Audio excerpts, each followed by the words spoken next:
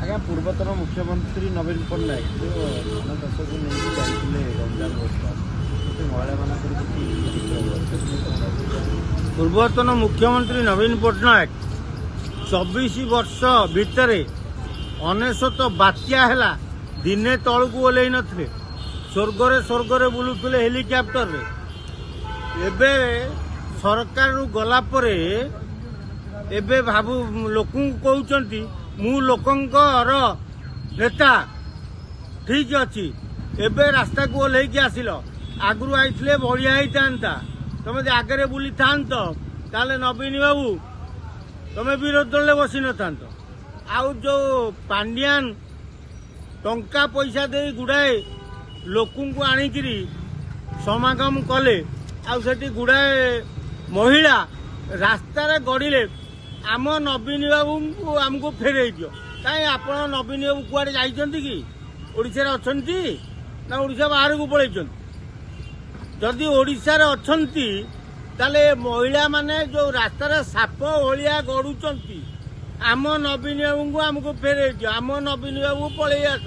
ଆଉ ତମେ ନବୀନ ବାବୁ କୋଉଠି ଅଛ ଟିକେ କହିବ କି? ଆମେ ସେ ମହିଳାମାନଙ୍କୁ ଟିକେ ଜଣେଇଦବୁ ଯେ ନବୀନ ବାବୁ ଭୁବନେଶ୍ୱରରେ ଅଛନ୍ତି, ଏୟାରପୋର୍ଟ ପାଖରେ ଅଛନ୍ତି, ସେଇ ଘରେ ଡାରେନାରେ କରୁଛନ୍ତି, ମଦ ମାଂସ ଖାଇ ଭଲରେ ଅଛନ୍ତି। କିନ୍ତୁ ତାକୁ ଏଇ ଯୋଉ ରୂପ ରଙ୍ଗ କରି ଆପଣ ଯୋଉ ଜାଗାକୁ ଯାଉଛନ୍ତି ଆପଣ ଭାବୁଛନ୍ତି ଲୋକ ଆଉଛନ୍ତି, ନା ଟଙ୍କା ଦେଇ ଲୋକ ଆଣୁଛ। ଲକ୍ଷ ଲକ୍ଷ ଟଙ୍କା ଖର୍ଚ୍ଚ କରୁଥିଲ, ଲୋକ ଆଉଥିଲେ। କୋଟି କୋଟି ଟଙ୍କା ଖର୍ଚ୍ଚ କରି ନିର୍ବାଚନ ଲଢୁଥିଲ, ଲୋକ ଆସୁଥିଲେ। କୋଟି କୋଟି ଟଙ୍କା ଖର୍ଚ୍ଚ କରି ବିଧାୟକ ମାନଙ୍କୁ ଟଙ୍କା ଦେଲ, ବିଧାୟକ ମାନେ ଟଙ୍କାକୁ ଚାପି ଦେଲେ, କହିଲେ ହଁ ଶଙ୍ଖ ମାନେ ଆମେ ଜିତିବୁ, କିଳାଟା ନେଲ, ହାରିଲ। କିନ୍ତୁ ଏ ଯୋଉ ରାସ୍ତାରେ ମହିଳା ମାନେ ସାପ ଭଳିଆ ବୁଲୁଛନ୍ତି, ନାଚୁଛନ୍ତି, ଆମ ନବୀନ ଆମକୁ ଫେରେଇ ଦିଅ। ଫେରେଇବ କିଏ? ସେ ଲୋକଟା କିଏ କହୁନାହାନ୍ତି? ଆମେ ତାକୁ ଯାଇ କହିବୁ ଯେ ଏ ନବୀନ ବାବୁଙ୍କୁ ତମେ ରଖିଛ, ଟିକେ ଫେରେଇ ଦିଅ।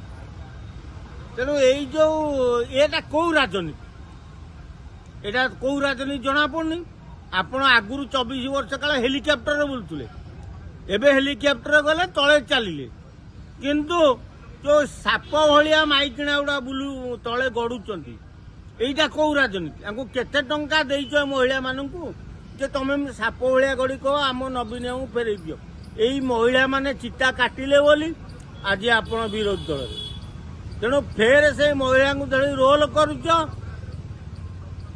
ଆଉ ସେ ନବୀନ ନିବାସ ବି ଛାଡିକି ପଳେଇବ, ଯାହା ଜଣା ପଡିଲାଣି। ଆଜ୍ଞା, ତେଣୁ ନବୀନ ବାବୁ ବାଟକୁ ପଳେଇ ଆସ।